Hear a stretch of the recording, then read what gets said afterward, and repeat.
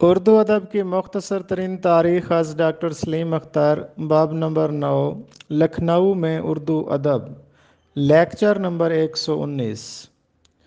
Doctor سلیم اختر نے ناز و انداز کا اسلحہ خانہ کہا ریختی کو۔ سعادت یار خان رنگین کی جائے پیدائش سرہند ہے۔ ریختی ایجاد کی سعادت یار خان رنگین نے۔ رنگین کے ریختی کے دیوان کا نام ہے انگیختہ۔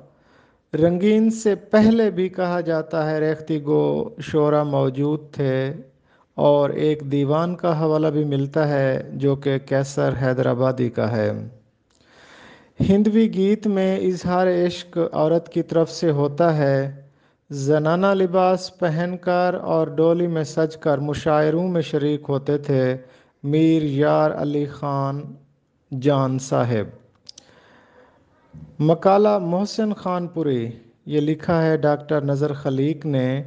محسن خان پوری بھی ریختی گو شاعر تھے، اور ان کے دیوان کا نام ہے دیوان ریختی اور فرنگیلی بیگم۔